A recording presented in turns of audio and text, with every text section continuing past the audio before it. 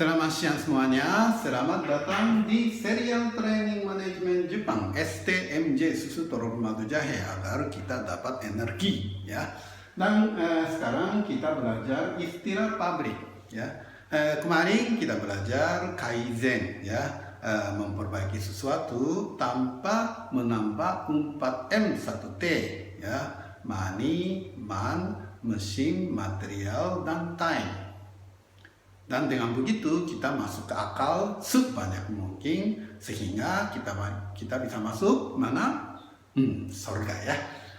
Jadi kaizen adalah ibadah. Dan dalam kaizen itu yang paling jelas atau paling distrukturkan adalah 5S. Jadi boleh dikatakan 5S adalah salah satu cara kaizen yang sangat diteratur. Ya, sangat diatur ya. Nah, kita belajar satu per satu. Kalau 5S dari kepala, dari seiri, setong, seso, seketsu, shitsuke. Ya, kalau kanjinya seperti ini ya. Dan kalau saya pernah dengar ya, itu ada yang 5S diterjemahin 5R gitu ya. Racing, resik, apa gitu ya. Saya aja lupa karena susah dibayangkan. Lebih bagus menurut saya 5P ya, atau itu kedisiplinan ya, boleh dikata apa, pembiasaan juga bisa ya. Dan ya ternyata kalau buku yang itu ya baru ya, kalau saya baca buku baru yang bahasa Indonesia, sebenarnya saya punya video 5S yang itu terbitkan dari PHP. Itu juga sama terjemahannya, ternyata pakai 5P ya. Dan kalau seiri, pemilahan, apa yang dipilah ya kira-kira? Ya sebenarnya apa yang dipilah adalah yang perlu dan tidak perlu ya. Jadi memilah yang perlu dan tidak perlu. Dan yang paling penting yang tidak perlu itu dimusnahkan.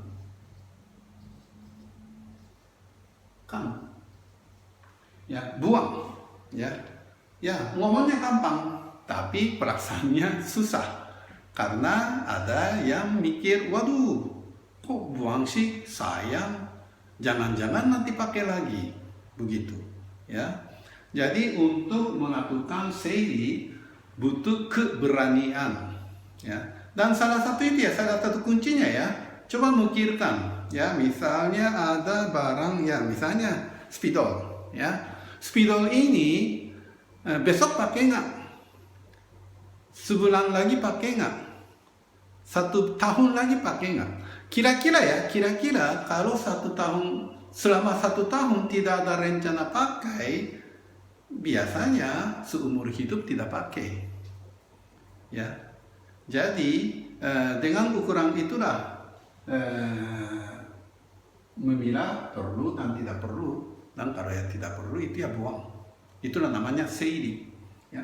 Kemudian setong ya, setong itu tentu saja setelah seiri hanya yang perlu saja ada di sekitar sini ya. Dan nanti kita bicara untuk setong itu ada istilah 3T. Tapi ini nanti kita belajar ya. Dan selain 3T itu visualisasi. Visualisasi maksudnya kasih label ya. Misalnya di laci, ini laci untuk oven, kalau ini laci untuk spanar atau gimana ya kan, kasih label agar mudah kelihatan ya kan. Dan satu lagi untuk seiri itu ada aturan ya, yang sering pakai taruh di sekitar operator, yang kadang-kadang pakai di jauh di rak atau gimana, tapi sedikit jauh, yang kadang-kadang pakai. Dan misalnya kalau pakainya kira-kira sebulan sekali atau setengah tahun sekali, kalau begitu di dalam gudang ya. Itu salah satu tips seiri ya. Kemudian seso ya seso mungkin ya kalau bilang pembersihan, oh hanya membersihkan saja gitu ya. Tapi ternyata seso inilah betul-betul ada khasiat. Ya, sebenarnya kalau pembersihan itu yang penting adalah cek. Sambil membersihkan itu mengecek. Ya, mungkin zaman sekarang ya banyak yang punya motor atau mobil gitu ya, dan sering-sering cuci sendiri ya, ya. Nah waktu cuci ya gosok-gosok, waduh kok ini benjol sih, waduh ini karet sih, itu ya ketemu kan? Ya itulah namanya cek. Atau untuk membersihkan di rumah, misalnya itu ya membersihkan itu ya meja, kenapa ini ada di situ ya? Sebenarnya tidak perlu kok ada di sini sih. Ya itu cek. Jadi sebenarnya sambil membersihkan, nah agak apa ya, malah bisa mengecek banyak ya. Dengan begitu, jadi bagus lagi. Dan satu lagi ada istilah kalau di pabrik, mesin kotor sering masalah. Sekali lagi ya, mesin kotor selalu ada masalah. Kenapa? Ya tentu saja kalau mesin yang kotor itu tidak dibersihkan. Tidak dibersihkan artinya tidak dicek. Ya kalau tidak dicek ya itu kan bagian-bagian sebenarnya sudah abnormal atau sudah aus atau sudah berkarat. Ya tidak ditemukan, dibiarin begitu saja tiba-tiba mesinnya rusak kan. Ya kan? Dan kalau zaman sekarang ya ada istilah bahasa Inggris ya atau bahasa Jepang juga sih. Pabrik adalah showroom. Showroom tahu ya, showroom ya. Jadi kalau calon customer ya, kalau mau cari supplier baru pasti. Kalau zaman sekarang ya saya berani ngomong pasti kunjungi ke pabrik calon supplier itu dan mengecek ya supplier itu betul-betul aman atau tidak. Mengeceknya apa? Ya gampang 5S atau ya 3S lah, 3S ini. Yang paling menonjol adalah pembersihan. Kalau di pabrik itu ketemu mesin yang kotor, di situ ya customernya gimana bilang apa? Aduh, maaf ya, saya lupa itu nanti ada janji. Ya maaf ya, saya pulang ya. Selesai. Customernya sama sekali tidak mau mengindahkan atau tidak mau bergaul sama perusahaan itu. Kenapa? Ya tentu saja kalau mesinnya kotor, ya saya minta minta itu kan delivery, wah tiba-tiba maaf mesinnya rusak, deliverynya nggak bisa, maaf mesinnya itu harus beli yang baru, boleh nggak naikin harga? Wah saya nggak mau, ya kan? Makanya kalau seso itu sangat penting. Kemudian seiketsu, ya seiketsu itu penataan atau pembiasaan, ya. Dan seiketsu itu sebenarnya melanjutkan 3S. Jadi seiketsu adalah suatu menata sistem. Ya, menata sistem supaya 3S berjalan terus.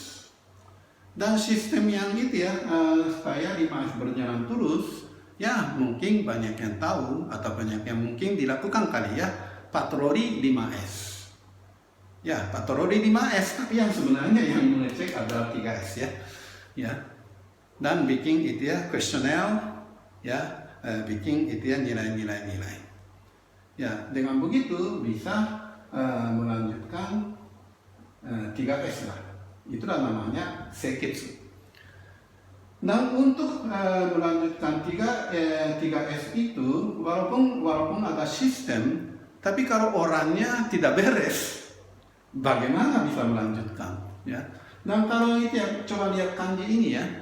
Ini kanji shitsuke. Kanji shitsuke ini bagian ini artinya tubuh.